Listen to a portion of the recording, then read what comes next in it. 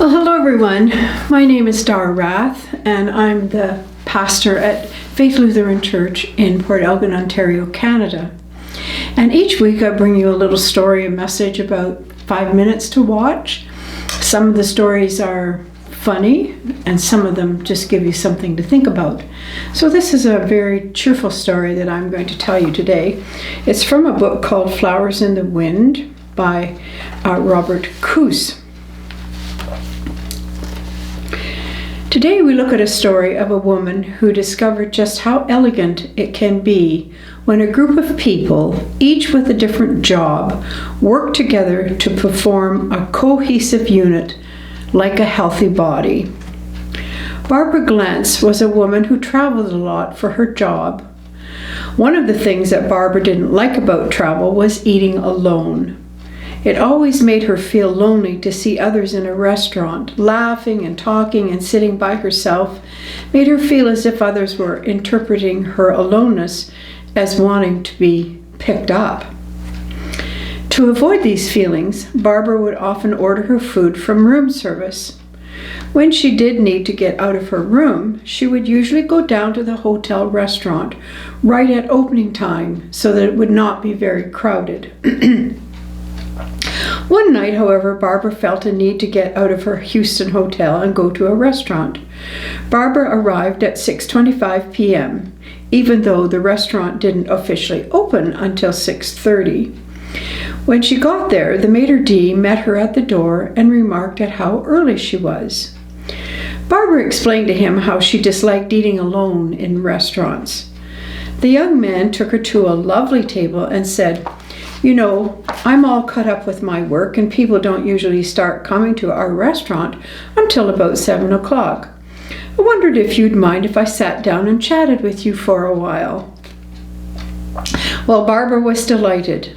The maitre d' talked with Barbara about her career goals, her hobbies, her challenges, and balancing a restaurant career with a family, the difficulties of working nights and holidays, and the like. He showed her photos of his wife and children, and even his dog.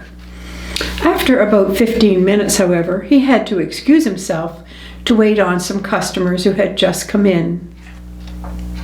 Barbara noticed that just before the maitre d' went to greet the new arrivals, he stopped briefly in the kitchen. Soon, another waiter came out of the kitchen and went to Barbara's table. He said, "My station is way at the back tonight, and I'm sure no one will be seated for a while. I'm not really busy. Do you mind if I sit down with you for a while?" Well, Barbara was delighted, and the waiter and she had a wonderful chat until some customers came into the restaurant and were seated in his section. Then out of the kitchen came a busboy. He too asked if it would be okay for him to sit and chat for a while with Barbara. Well, naturally she was delighted. Though he could hardly speak English, Barbara was very comfortable with him, for she had taught English as a second language. The two of them had a great time.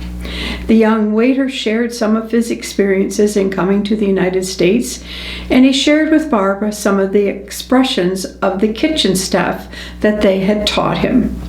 As the restaurant got busier, he too had to excuse himself. Well, next came the chef, who also sat at Barbara's table for a chat for a bit. When Barbara asked for her check about 1.5 hours later, she felt an almost audible pause in the restaurant. Suddenly, all of the people who had come to sit down with her came to her table in a group. They presented Barbara with a long-stemmed red rose and said, "This was the nicest night we've had in our restaurant." And Barbara cried. What had begun as a lonely evening ended up as a beautiful experience for Barbara and the restaurant staff. So there we have it. People who are wanting to do something really nice and wonderful for someone else.